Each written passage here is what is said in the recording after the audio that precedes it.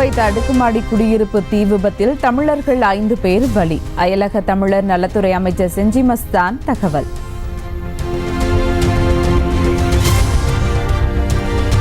Kuwait தீ விபத்தில் ராமநாதபுரத்தை சேர்ந்த கருப்பண்ணன் ராமு, கடலூர் மாவட்டத்தை சேர்ந்த சின்னதுரை கிருஷ்ணமூர்த்தி பலி, செஞ்சியை சேர்ந்த முகமது ஷெரீப், பட்டுக்கோட்டையை சேர்ந்த புன்னாப் ரிச்சர்ட் ராய் ஆகியோரும் மரணம்.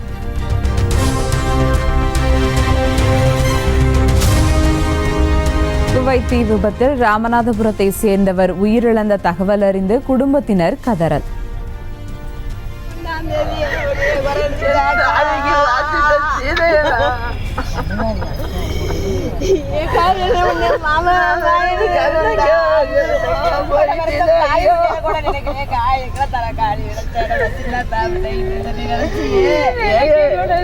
உடலை கொண்டு வர நடவடிக்கை எடுக்க மத்திய மாநில அரசுகளுக்கு கோரிக்கை.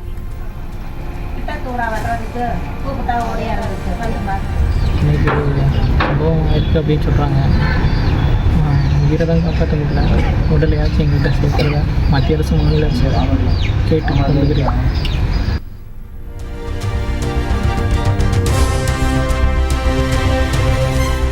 ஒரு வாரத்தில் ஊர் திரும்ப இருந்தவர் குவைத் தீ விபத்தில் உயிரிழப்பு. ராமநாதபுரத்தைச் சேர்ந்த கருப்பண்ணன் உயிரிழந்த சோகம்.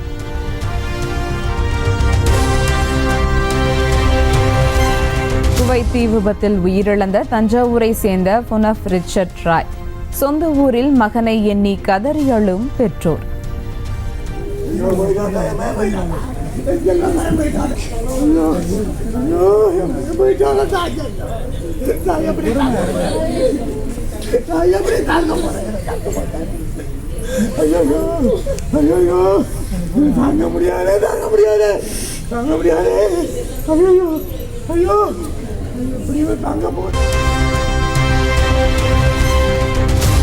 குவைத் சென்றடைந்தார் வெளியுறவுத்துறை இணையமைச்சர் கீர்த்தி வர்தன். தீ விபத்தில் காயமடைந்த இந்தியர்களை நேரில் சந்தித்து ஆறுதல்.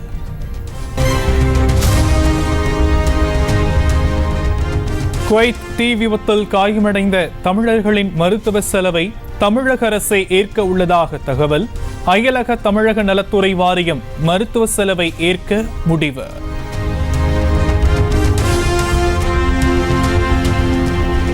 மத்திய பட்ஜெட் தயாரிப்பு பணிகள் தொடக்கம். ஜூலை 3வது வாரத்தில் பட்ஜெட் தாக்கல் செய்யப்பட வாய்ப்பு.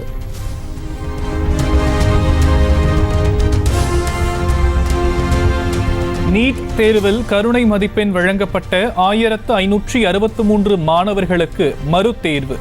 உச்சநீதிமன்றத்தில் தேசிய தேர்வு முகமை தகவல்.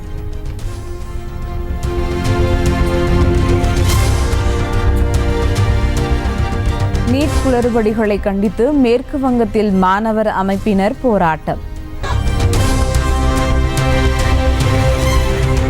அருணாச்சல பிரதேச முதலமைச்சராக தொடர்ந்து 3வது முறையாக பதவியேற்றார் பாஜகவின் பெமா கண்டு.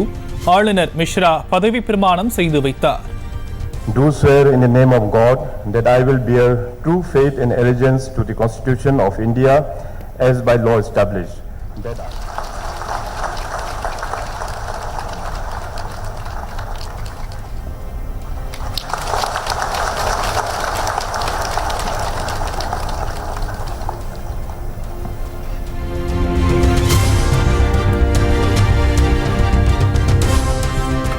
பதினேழு வயது சிறுமி பாலியல் வன்கொடுமை வழக்கில் தேவைப்பட்டால் முன்னாள் முதலமைச்சர் எடியூரப்பா கைது செய்யப்படுவார்.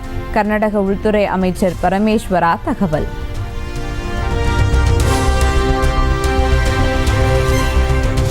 ஜம்மு காஷ்மீர் மலைப்பகுதிகளில் தொடரும் தேடுதல் வேட்டை.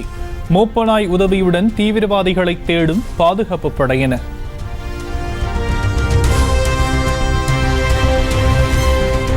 சென்னையில் மாலை இரவு நேரங்களில் இடி மின்னலுடன் மழைக்கு வாய்ப்பு. வானிலை ஆய்வு மையம் தகவல்.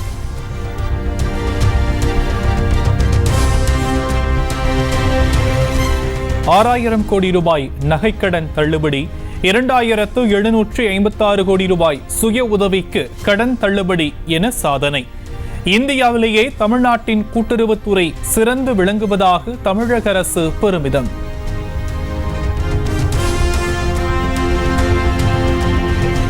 தமிழகத்தில் நாளை முதல் வெளிமாநில பதிவு எண் கொண்ட ஆம்னி பேருந்துகளுக்கு தடை உறுதி. மேலும் 6 மாத கால அவகாசம் கோரிய ஆம்னி பேருந்து உரிமையாளர்களின் கோரிக்கையை ஏற்க அரசு மறுப்பு.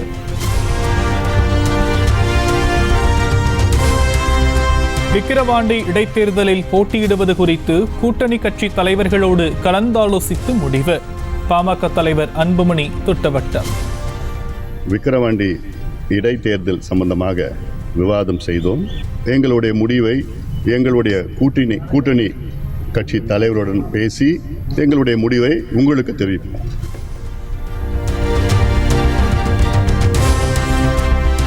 தூத்துக்குடி மாவட்டம் காயாமொழி ஊராட்சி மன்ற தேர்தல் மறு வாக்கு எண்ணிக்கை. ஒரு வாக்கு வித்தியாசத்தில் ராஜேஸ்வரன் என்பவர் மீண்டும் வெற்றி பெற்றதாக அறிவிப்பு.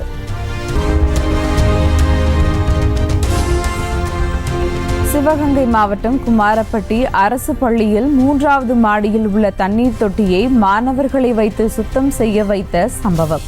மாவட்ட கல்வி அலுவலர் தலைமையிலான குழு நேரில் விசாரணை.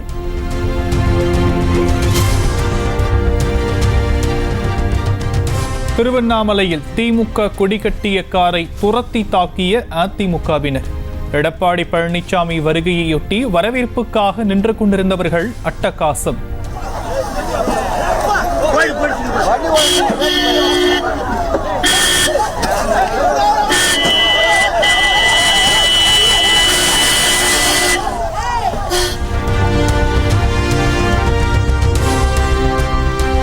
விழுப்புரம் மாவட்டம் அரக்கண்டநல்லூர் டாஸ்மார்க் அருகே உள்ள வீட்டிலும் மது விற்பனை.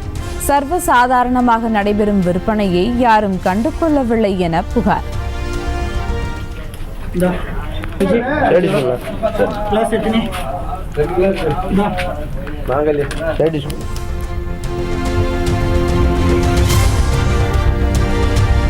சென்னை திருவான்மையூரில் வழக்கறிஞர் கௌதம் என்பவர் கொலை செய்யப்பட்டதற்கு கண்டனம். உயர்நீதிமன்ற வழக்கறிஞர்கள் சங்கம் சார்பில் போராட்டம்.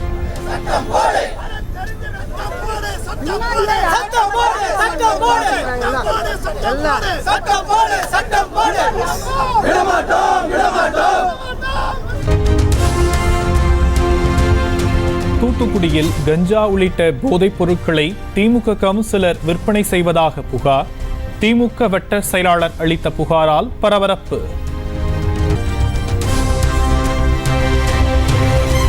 நடப்பாண்டின் பிரபலமான நபர் என்ற விருதை அள்ளிய நடிகை ராஷி கண்ணா. கருப்பு உடை தங்க நிற ஜரிகையில் மின்னிய படங்களை கண்டு ரசிகர்கள் ஆனந்தம். மதுரை மேலூர் அருகே பழமை வாய்ந்த வஞ்சியம்மன் சித்தி விநாயகர் கோவில் கும்பாபிஷேகம்.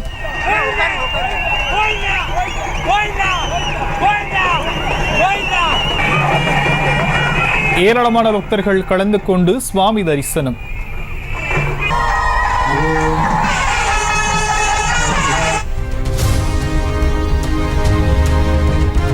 வேலூர் மாவட்டம் பொய்கை பொன்னியம்மனுக்கு ரூபாய் நோட்டுகளால் அலங்காரம். தூத்துக்குடி புனித அந்தோனியார் ஆலய திருவிழா நிறைவு. இறுதி நாள் திருப்பலியில் ஏராளமானவர்கள் பங்கேற்று பிரார்த்தனை.